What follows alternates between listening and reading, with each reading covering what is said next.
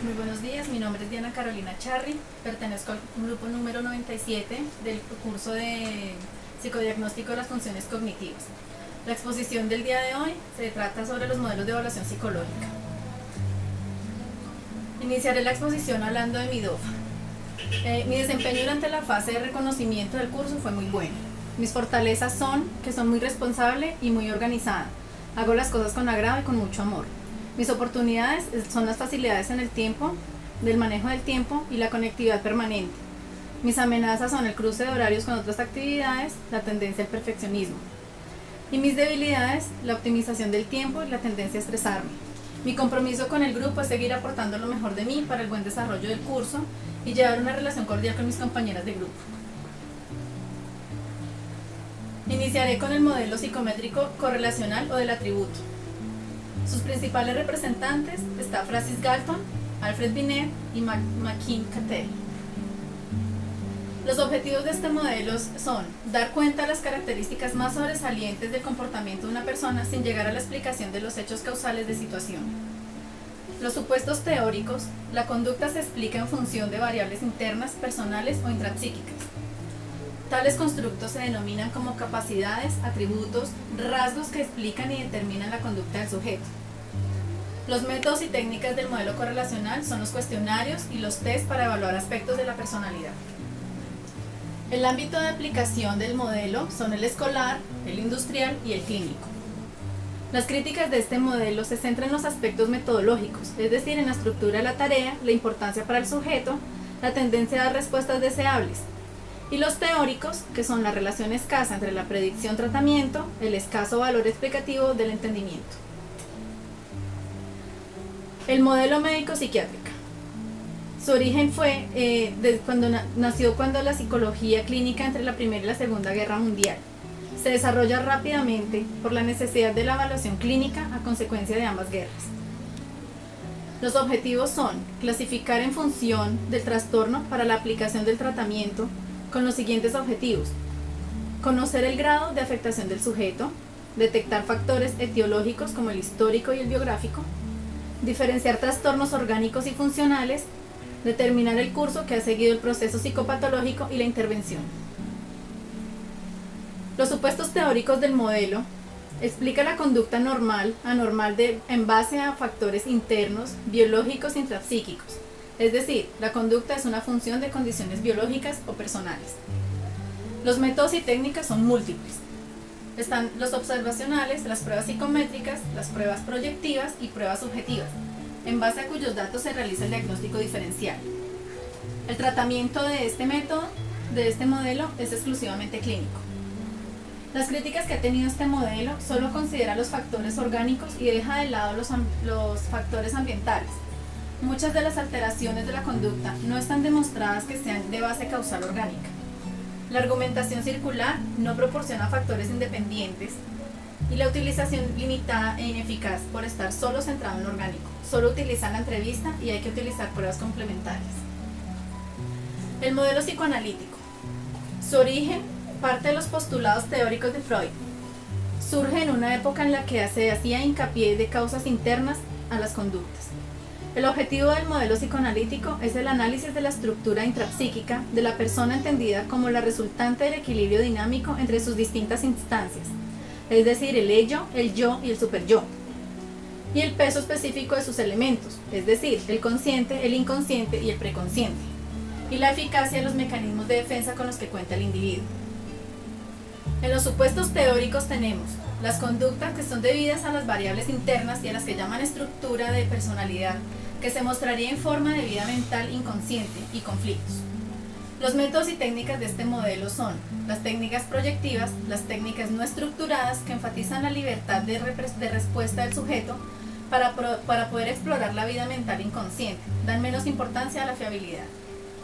El ámbito de aplicación son los clínicos y el educativo. Las críticas de este modelo es la ambigüedad e imprecisión en los postulados teóricos, ya que carece de rigor científico. El nivel alto de abstracción y la poca precisión conceptual hace que sus resultados no se puedan falsar. Las técnicas carecen de rigor, pues depende más de la interpretación del evaluador. El modelo fenomenológico humanista existencial. Fue creado por Husserl. La fenomenología y su derivación y el existencialismo configura una percepción del hombre como ser personal, singular, determinado por su propia percepción del mundo. El objetivo de este modelo es lograr un mejor ajuste personal y social de cada persona.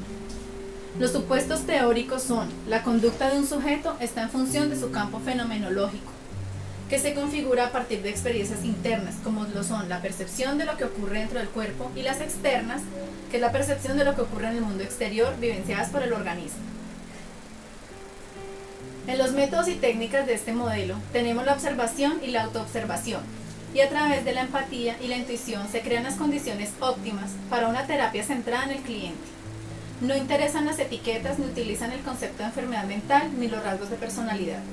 También se utiliza la entrevista libre, es decir, el terapeuta solo escucha, refleja y potencia el proceso de introspección. Todas las técnicas son subjetivas, elaboradas para ver la percepción y la experiencia del sujeto. En el ámbito de aplicación tenemos el clínico, el educativo y la psicología comunitaria. Las críticas de este modelo son la ambigüedad y la carencia de rigor científico, ignora factores de aprendizaje, biológicos, etc. En el modelo conductual radical, está vinculado al condicionamiento clásico y al operante. Los trabajos de Watson y Skinner son representativos en esta época. El objetivo de este modelo es el control de la conducta, así como su predicción. Los supuestos teóricos de este método se acepta únicamente como núcleo de análisis la conducta directamente observable, explicable por fenómenos de aplicación entre estímulos y respuestas. El método y técnica, la observación para identificar las condiciones que provocan o mantienen la conducta. La experimentación, comprobación mediante manipulación de las variables independientes, identificada de los efectos que tales cambios producen en la conducta del sujeto. El ámbito de aplicación inicialmente fue en el laboratorio, después en situaciones clínicas como el tratamiento de las fobias, y educativas, prerequisitos conductuales para establecer determinados aprendizajes, y la deportiva, entre otras.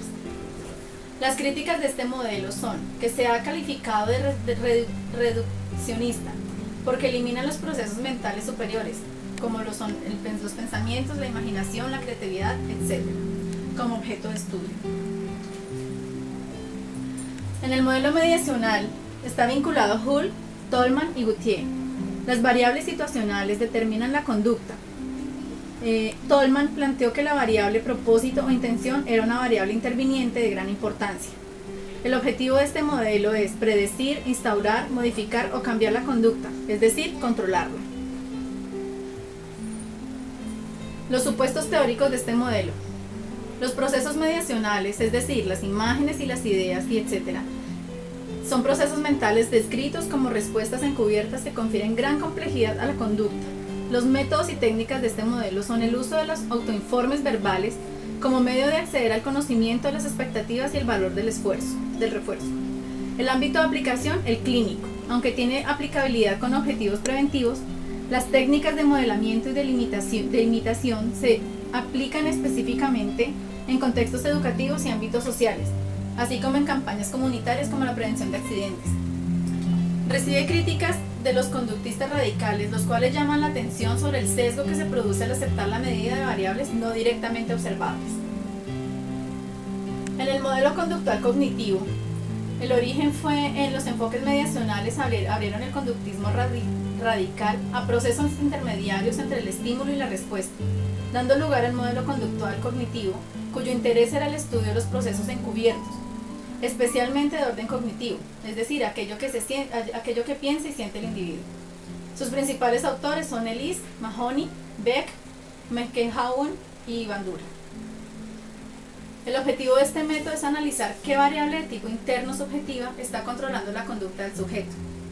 Los supuestos teóricos son la importancia dada a los procesos cognitivos en el desarrollo, mantenimiento y modificación de la conducta, admitiéndose una interacción recíproca entre las variables del ambiente, las del organismo y la propia conducta.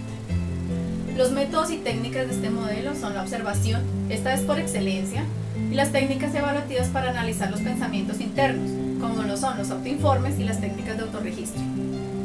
El ámbito de aplicación está en el clínico, el escolar, el industrial o la evaluación de ambientes. Las críticas de este modelo son de tipo conceptual, basada en el concepto de cognición.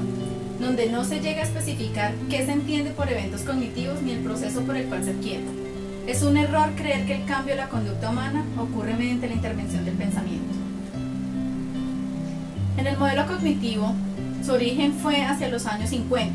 Se acepta que la psicología cognitiva es el estudio de la conducta sobre la perspectiva cognitiva. Los objetivos son el conocimiento de los procesos cognitivos que median sobre la conducta, conocer cómo piensa el ser humano. Los supuestos teóricos consideran a la persona como un agente activo, otorgan las variables cognitivas, como la memoria, la atención, la percepción, etc., un valor de gran importancia en la determinación de la conducta del individuo. No se niega la importancia del aprendizaje, pero se admite cierto potencial biológico. Los métodos y técnicas son preferiblemente la metodología experimental, pero también la observacional y correlacional. Los procedimientos o técnicas han derivado de la neuropsicología, la observación controlada e incluso la introspección, como los autiformes, los test situacionales e instrumentos de evaluación psicológica. El ámbito de aplicación es el campo educativo escolar, al de la psicolingüística y las neurociencias. El ámbito de las críticas engloba diversas teorías que han dado lugar a métodos y técnicas de evaluación diversas. El modelo del procesamiento de la información. Tenemos el origen, se estableció de una analogía entre los procesos computacionales y los procesos mentales. El objetivo es la identificación de las estructuras y procesos cognitivos y las variables que influyen en unas y otros. Los supuestos teóricos consideran al sujeto como un procesador activo de información que procede tanto del medio externo como del interno, es decir, los estados somáticos y mentales. Los métodos y técnicas se caracterizan por la multiplicidad y combinación de técnicas. Se adhiere al método experimental, pero lo combinan con métodos correlacionales y observacionales.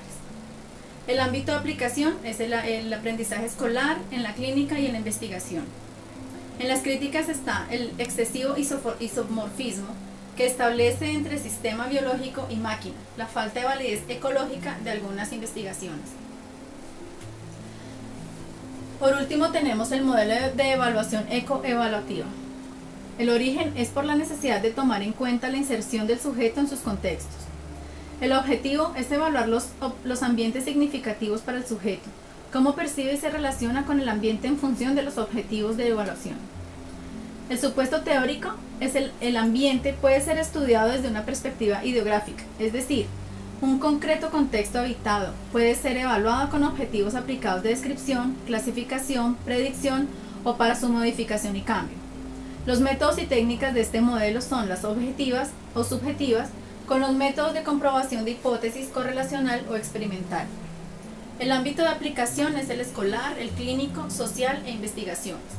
Las críticas de este modelo han sido los enfrentamientos entre la validez interna y la externa, la polémica sobre la polarización, el objetivo subjetivo en el estudio del ambiente, o sea, el análisis como realidad física, social y cultural y cómo es percibida hasta por los sujetos. Muchísimas gracias por su atención.